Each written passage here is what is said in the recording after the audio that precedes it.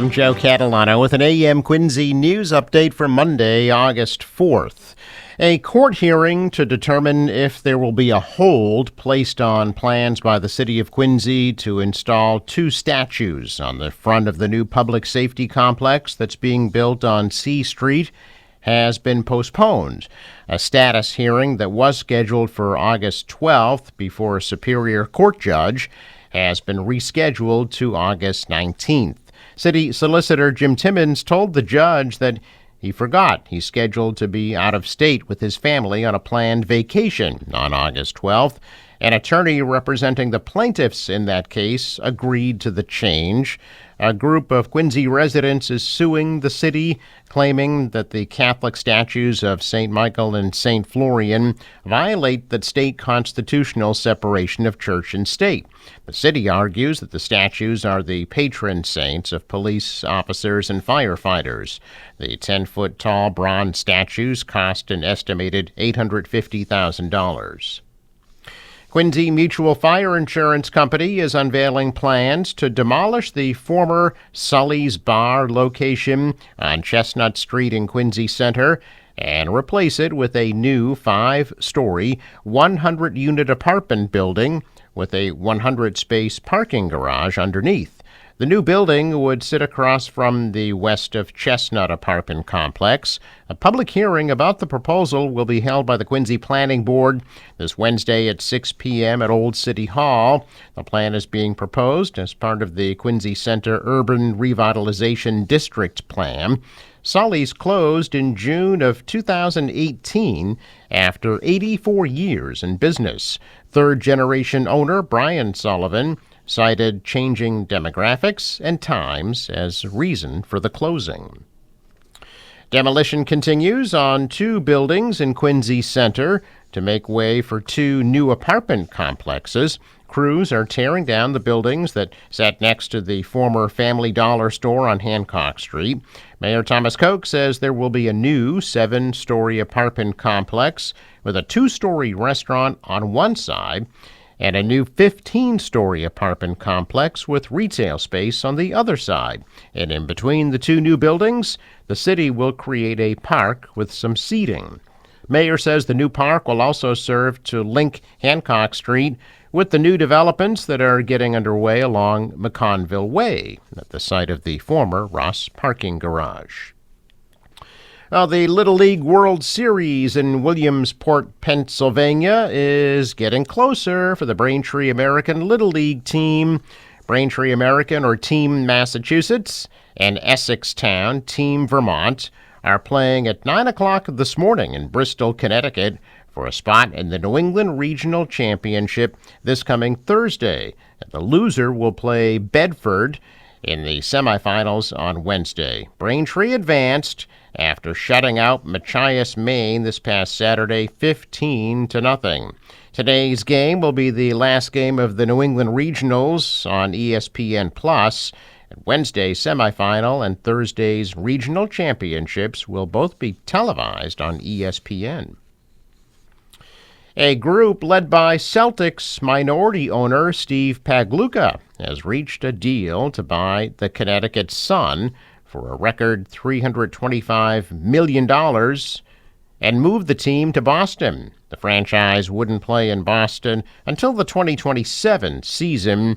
Pagluka would also contribute $100 million for a new practice facility in Boston for the team.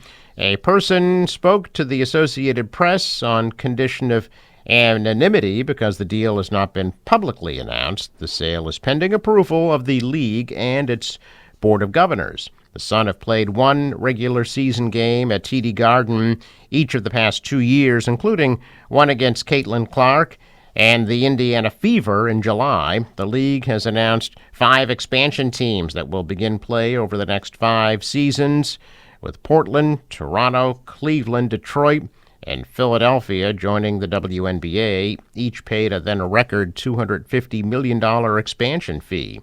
9 other cities bid for expansion teams, including Houston, which the league singled out as getting a team in the future when it announced Cleveland, Detroit, and Philadelphia in June. Boston did not.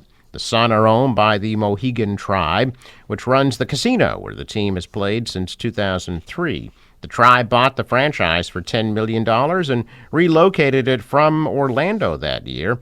The Connecticut franchise was the first in the league to be run by a non-NBA owner. It also became the first to turn a profit. Governor Healey announcing on Friday the final hotel shelters in Massachusetts have closed, and she has formally terminated the emergency declaration that she issued in August of 2023.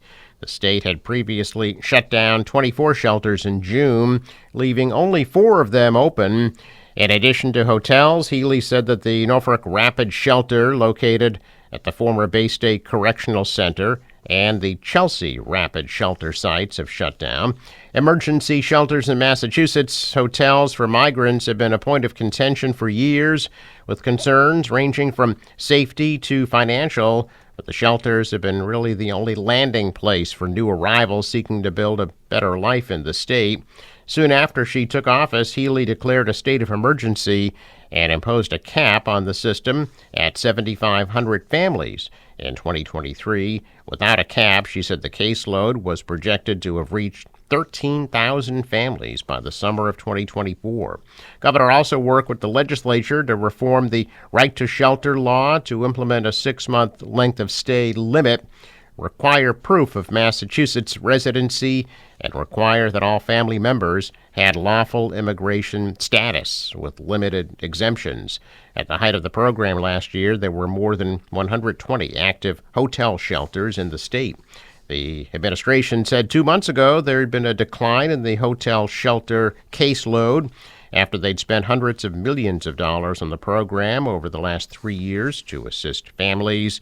It will now be up to more local advocacy groups to step up and help those in need.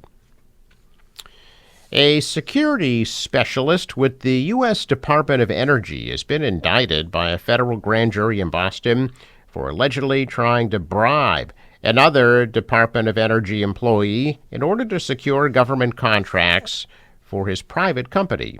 34-year-old Edward Doherty of Washington, D.C. and Weymouth was charged with honest services fraud, payment of illegal gratuities, and bribery of a public official.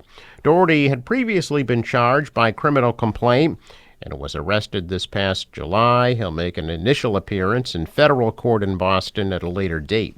According to the indictment, Doherty worked for the Department of Energy as security specialist until he agreed to participate in the deferred resignation program back in February, just before he started working with the Department of Energy.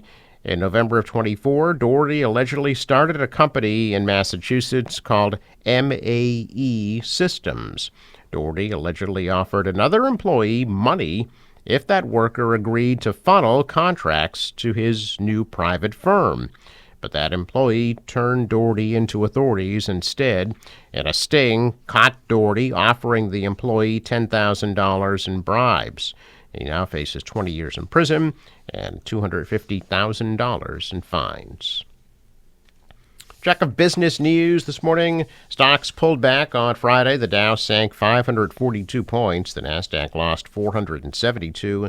The S&P dropped 101. Shares advanced in Asia today after Wall Street had its worst day since May, following the release of weak U.S. jobs data. The dollar rose. The euro is down. Oil at $67 a barrel. Sports, Red Sox beat the Astros 6-1. They will host Kansas City at Fenway beginning at 7:10 tonight. Today's forecast from the National Weather Service. There is an air quality alert in effect due to wildfire smoke from Canada. Hazy, hot, and humid today with a high of 88 degrees. For tonight, some patchy fog and lows in the lower 60s. Tomorrow, mainly cloudy and a high of 81. Partly cloudy on Wednesday, high around 79. Same thing Thursday, sun and clouds, high 79. The marine forecast today, 1-foot waves, southwest winds, 5 knots, become southeast later today. High tide 8:17 a.m. Sunrise 5:40, sets at 7:58. I'm Joe Catalano with an AM Quincy news update for Monday, August 4th.